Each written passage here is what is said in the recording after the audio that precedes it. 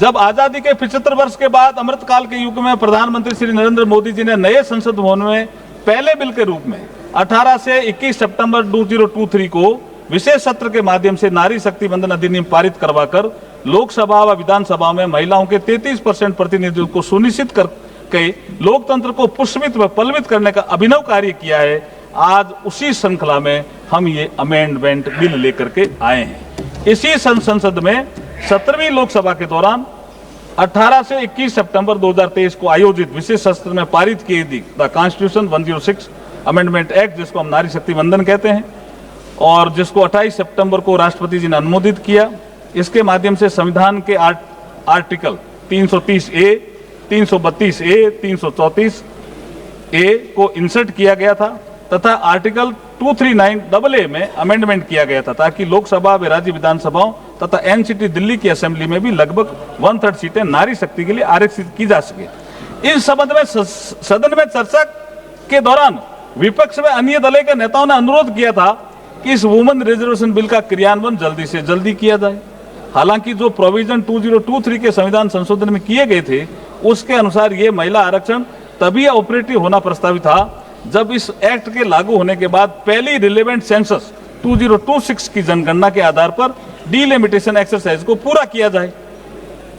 दूसरे शब्दों में कहा जाए तो महिलाओं के लिए आरक्षण तब तक लागू नहीं किया जा सकता था जब तक 2026 के बाद प्रकाशित होने वाली सेंसस फिगर के आधार पर डिलिमिटेशन एक्सरसाइज नहीं की जाती।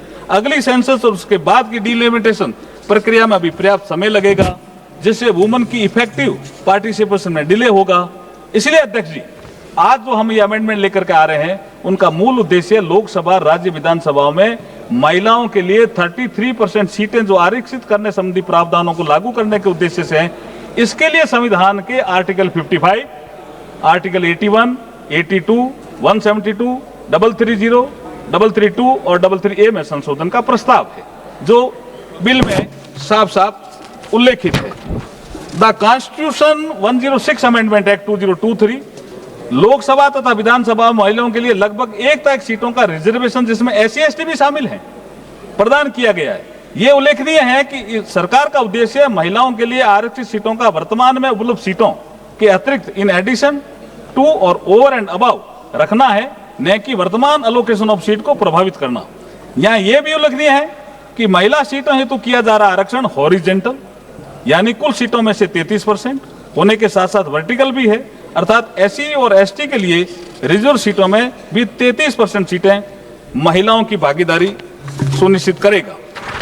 पूरे देश में एक समान और न्याय संगत तरीके से महिलाओं के लिए 1/3 सीटों के रिजर्वेशन को प्रभावी बनाने के लिए ये आवश्यक होगा कि लोकसभा में वर्तमान सीटों के अतिरिक्त कुल सीटों की संख्या में समान रूप से 50% की वृद्धि की जाए। लोकसभा की वर्तमान सीटों में 50% की वृद्धि की जाती है तो सदन की नई स्ट्रेंथ 815 सदस्यों की होगी। इसमें से 272 सीटें महिलाओं के लिए आरक्षित होगी, जो कुल 815 सीटों का 1/3 है। तो ये सिंपल सा एक फॉर्मूला है और इसमें सबको कोई नुकसान नहीं हो रहा है, किसी भी पुरुष वर्ग को भी नुकसान नहीं हो रहा है और किसी राज्य को कोई नुकसान नहीं हो रहा। जो ताकत जिस राज्य की है उतनी ही ताकत आने वाले समय में रहेगी।